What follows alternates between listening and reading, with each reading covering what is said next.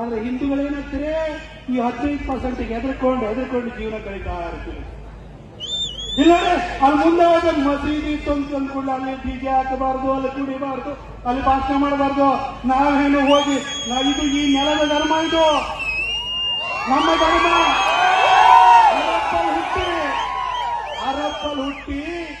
ಅರಬ್ನಲ್ಲಿ ಹುಟ್ಟಿ ಭಾರತಕ್ಕೆ ನೆಲ ಕಂಡುಕೊಂಡು ಬಂದಿರೋದು ಹಿಂದೂ ಧರ್ಮ ಅಲ್ಲ, ಉಳಿದ ಧರ್ಮಗಳು.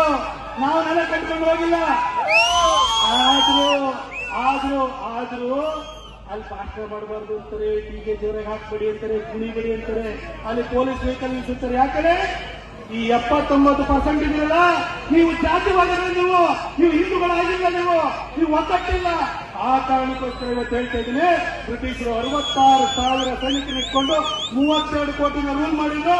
ಇವತ್ತು ನಿಮ್ಮನ್ನು ಕೂಡ 79% ಹಿಂದೂಗಳಿಗೂ ಕೂಡ ನೀವು ಒಗ್ಗಟ್ಟಾಗಿರಲಿಲ್ಲ, ನಮ್ಮನ್ನು ರೂಲ್ ಮಾಡಕ್ ಬರ್ತಾ ಇರೋದು, ನಮ್ಮನ್ನು ಹೆದರಿಸ್ಕೊಳ್ತಾ ಇರೋದು. ಅದನ್ನು ಬಿಡಿ ಅಂತ ಹೇಳ್ತೀನಿ ಬಂಧುಗಳೇ. ತಾಲಿಬಾನ್ ಸರ್ಕಾರ ಅಂತಂದು 2 ನಿಮಿಷ ಮಾತಾಡಿ ಮುಗಿಸ್ತೀನಿ ಬಂಧುಗಳೇ. ಹುಬ್ಬಳ್ಳಿಯಲ್ಲಿ ಹಾಕಿದಂತ UAPA ಕೇಸ್